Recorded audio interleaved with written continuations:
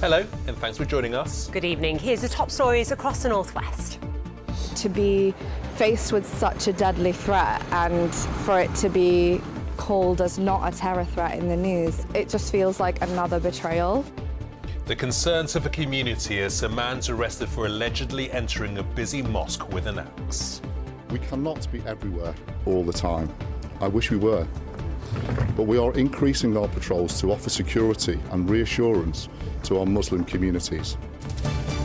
Government plans on trial. One North West MP argues abolishing juries at some hearings is not the way to cut delays in our courts. A man on a mission, why Zach's raising money for a very special cause close to his heart. Without you, I don't know where I need to be. The headline gig for a young musician, once told she wouldn't be able to walk or play the piano again. And there's just about been enough blue in the sky to make a sailor a pair of trousers over the last couple of days. But is there any more to come? The details will be coming up later.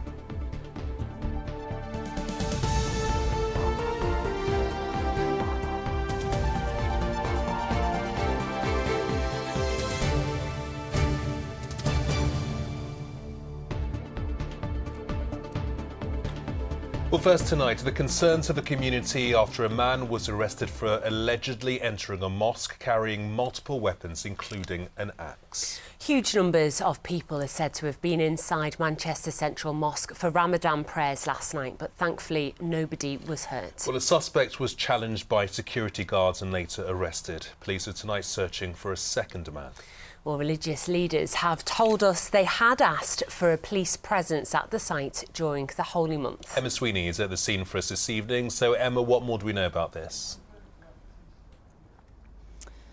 Well, Gamal, Ramadan is considered the holiest month for Muslims, and it's often marked by people coming together in the evenings to pray together. Such was the case last night when around 1,500 people were here at Manchester's Central Mosque. But it was around 20 to 9 when a person is alleged to have gone inside that mosque. He's been described as white, in his 50s, wearing a high-vis jacket and holding a bag which allegedly had an axe inside it. Now, he reportedly told those inside that he was there to do building work, although staff said that they had no knowledge of this. They describe his demeanour as being very calm, and they said that they spoke to him until the police arrived. Now, when officers did arrive, they searched the suspect and they found a number of items. They say that they seized an axe, they seized a knife, and they also seized some Class B drugs. Now, that individual is currently in police custody being questioned. Now, another man who is described as being black, in his 40s, of athletic build, is also reported to have been around the mosque last night and acting suspiciously. He was said to have been wearing a grey hoodie with his hood up. Police are asking anybody who may know who that individual is to come forward with information. Now, police say that they are not treating this as terror related, although they are working with colleagues in counter-terrorism to make sure that they are exploring every line of inquiry. Earlier on, my colleague Elaine Wilcox spoke to an attendee of this mosque. She asked us not to show her face, but this is what she had to say. This is one of the main mosques, in central Manchester. People flock to this mosque every night, and not just in Ramadan, but the fact that it is Ramadan and the fact that, it's such a sacred, holy month for us. It's a time for, slowing down, family, sharing things, and to be faced with such a deadly threat and for it to be kind of called as not a terror threat in the news is just, it just feels like another betrayal. Now, police say that there was no suggestion of any verbal threats or that members of the congregation were confronted. Nonetheless, this was a very shocking incident for those inside. And today we heard from members of the mosque who said that they had asked police in advance for more of a presence during this holy month of Ramadan. We are aware, and we've had increase in hate mail and threats. So we wanted police presence. I was disappointed that we didn't have visible presence.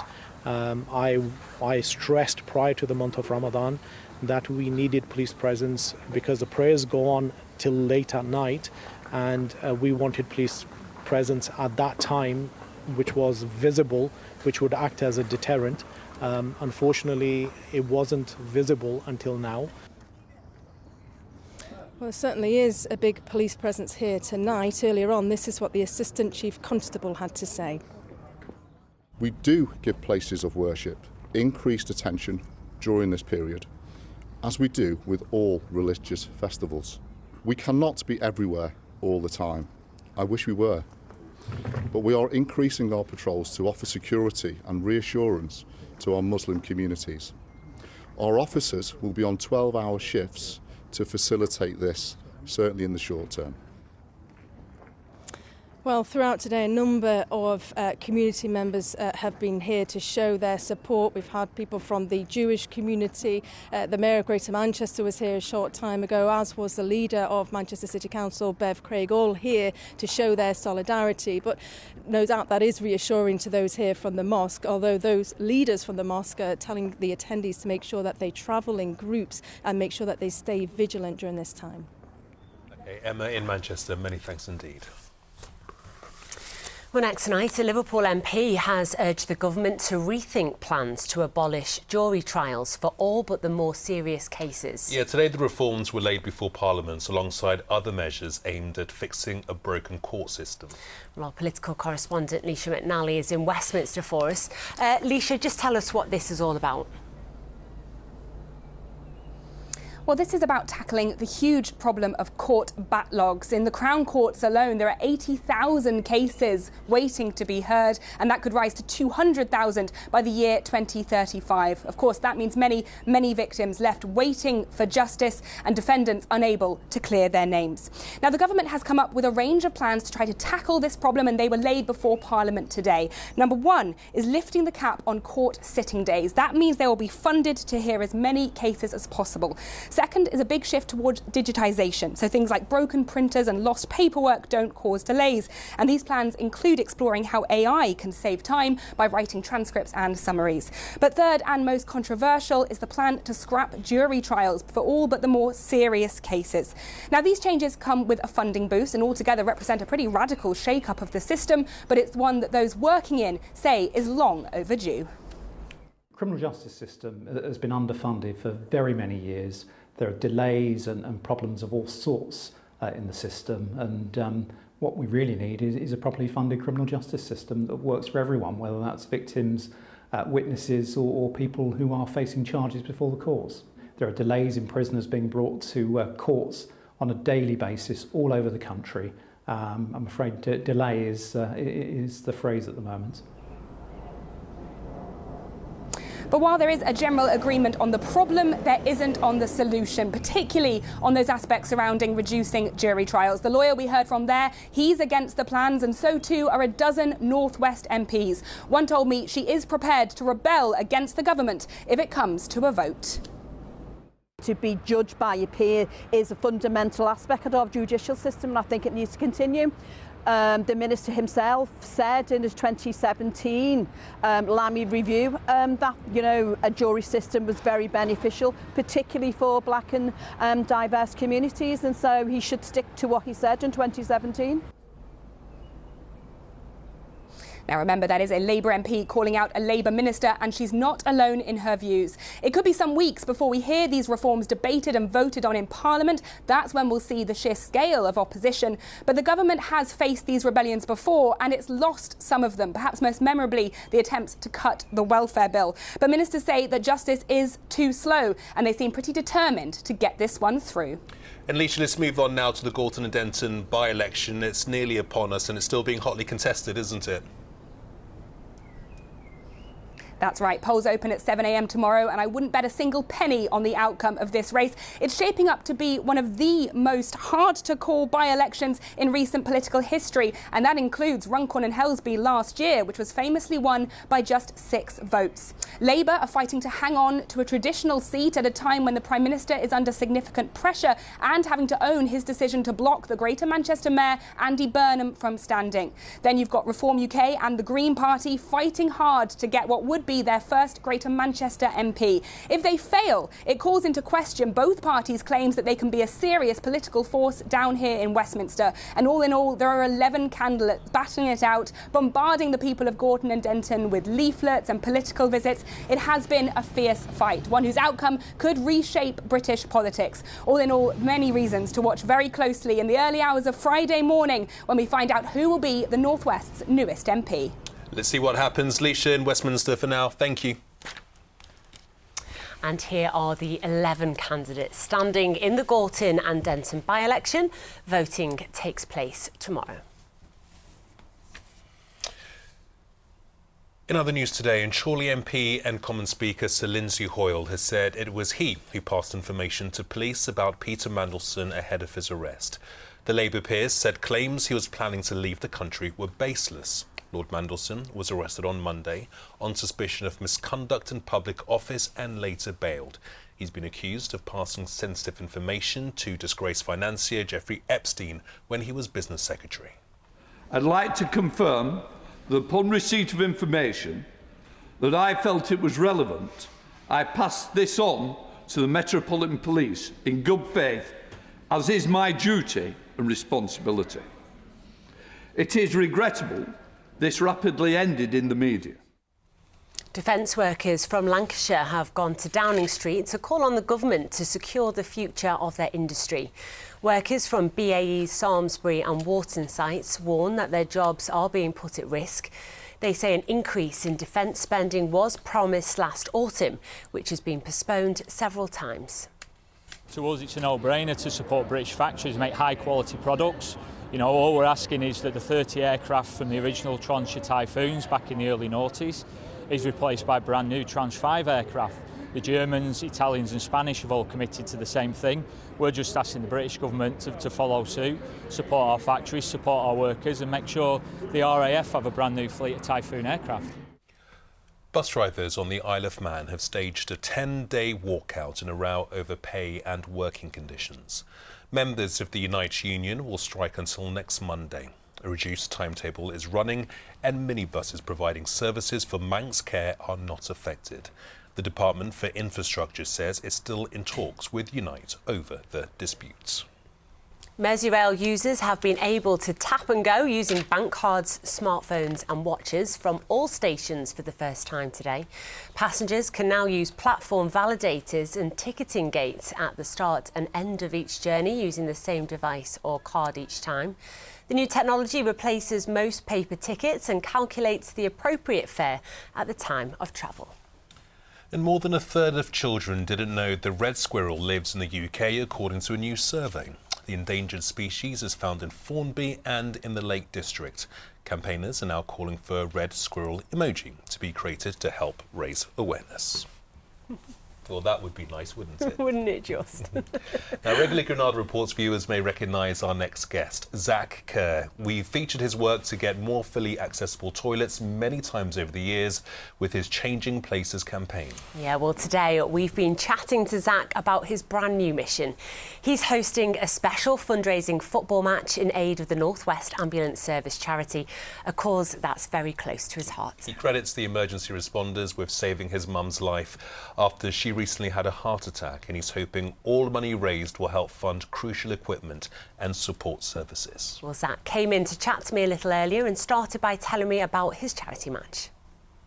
In aid of North West Ambulance Charity, there will be charity football match. A team from the police versus a team from the ambulance service for one game. And a second game, a celebrity match versus some previous Accrington Stanley players and a mascot race. It's on the 2nd of May. Gates will open 12 noon, and we will be asking a suggested donation of a few quid on the gates. Please come on the day to support us. That sounds brilliant, Zach. Sounds like it's going to be such a fun day. It's been inspired, hasn't it, by the ambulance crews that helped your mum.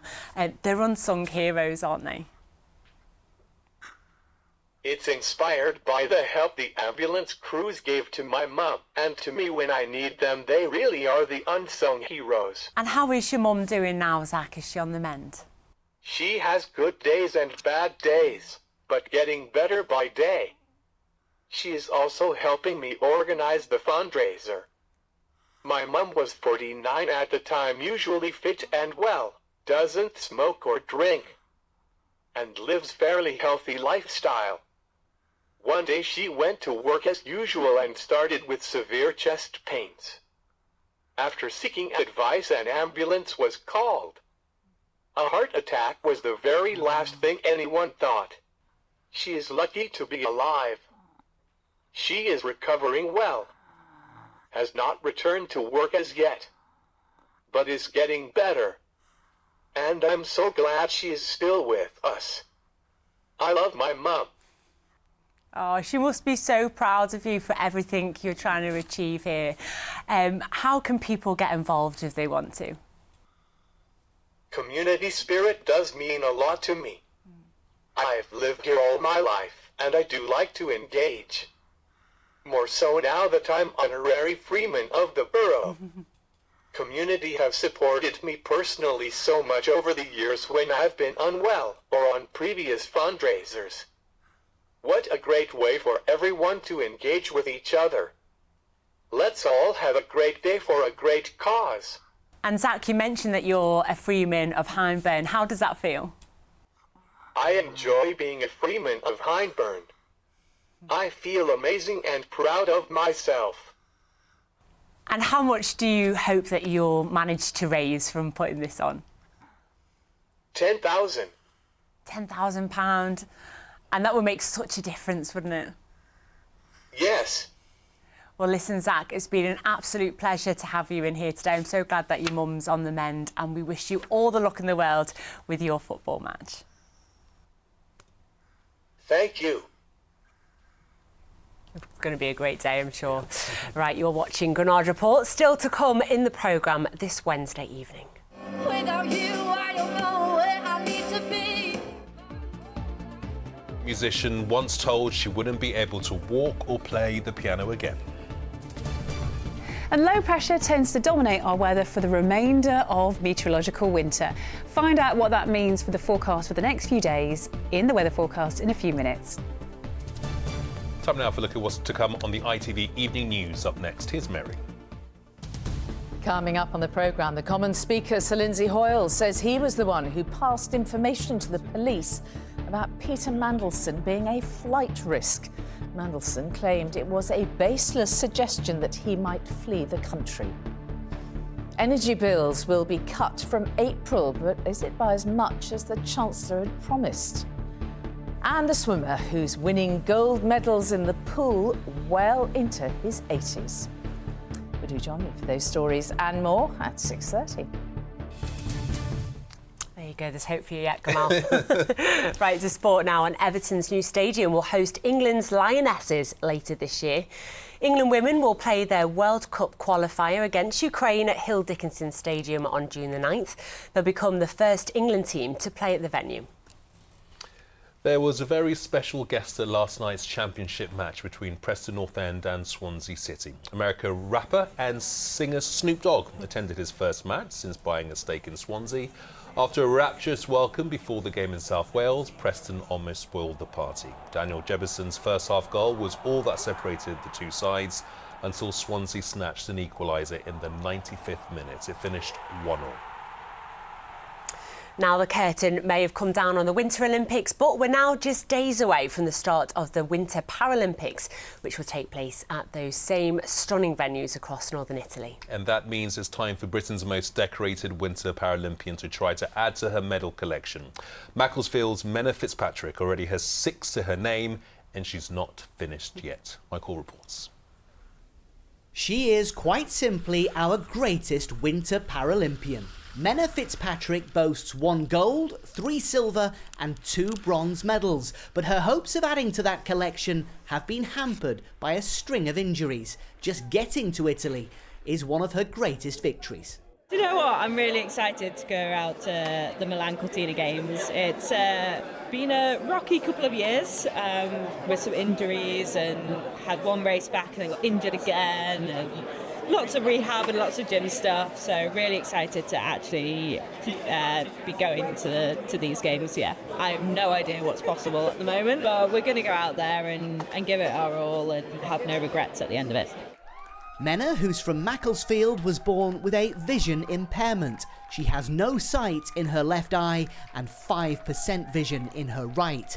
She made headlines at her debut games in South Korea in 2018 when, along with her guide Jennifer Kehoe, she returned with 4 medals, including a gold.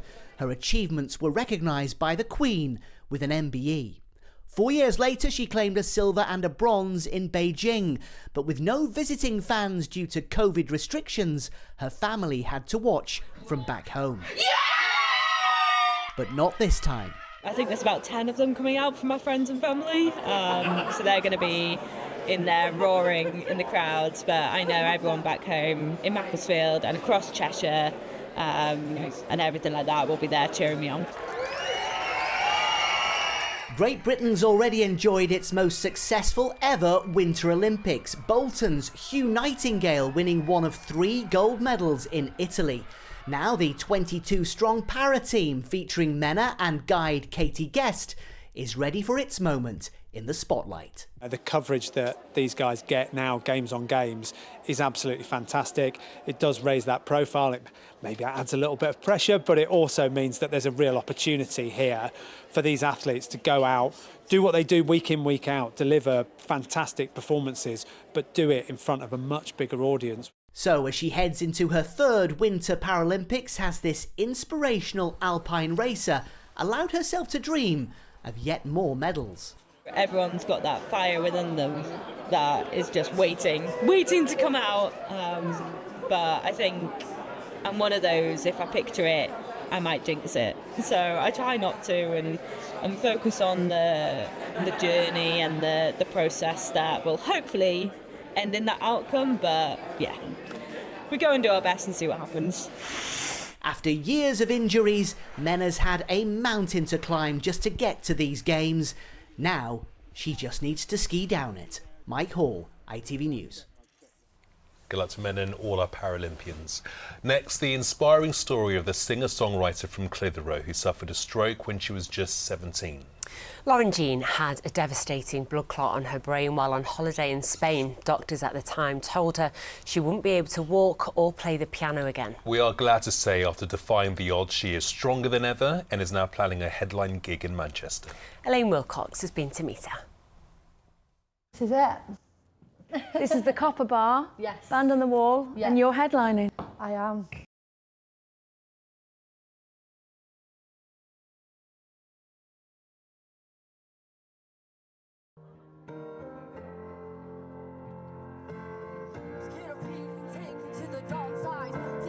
Never come and make it out alive.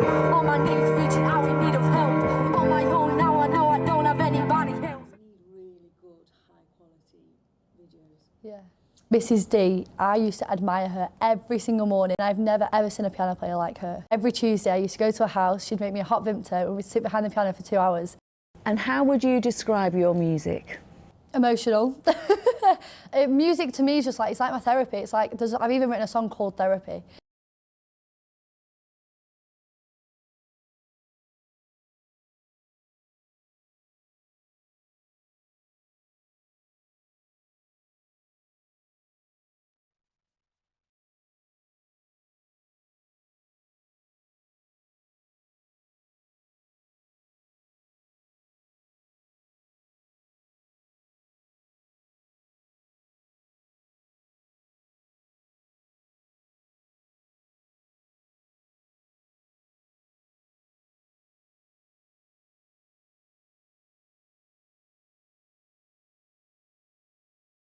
It was tough. I got told I wouldn't be able to play an instrument again. I got told I wouldn't be able to walk again. And then last year, I've made singing my full-time job, playing instruments every day. And I ran the London Marathon, so I'm walking and playing again, and I won't change it. I've watched you for years, busking. How tough is it in the music business trying to keep going, self-financing. Recently I've just invested in like new studio equipment because studios are so expensive, so if I can learn to do it myself, so I'm now like adding producer onto the list, adding a mixer onto the list. So when you look back at that little girl in primary school with Mrs. D, what do you think? I think if I could tell her anything, just carry on, like just keep going, yeah. I'm getting emotional. I've not seen Mrs. D in ages. But yeah, I'd just say keep your head up and keep going. No, this is the first time seeing it and it's beautiful. Stand on the wall. Yeah. We do apologise. The most inspiring story of the day, and we missed something for Elaine's voiceover. Yeah, we're sorry about that, but Lauren is incredibly inspiring. What a journey that she is on. Very impressive young lady there. Yeah, and her voice is absolutely incredible, so I'm sorry you couldn't hear it, but if you do head to our website or ITVX, you'll be able to hear it in all her full glory there.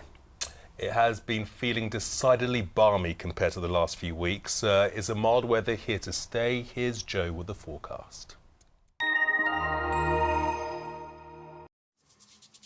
Mom, wet wipes, toilet or bin?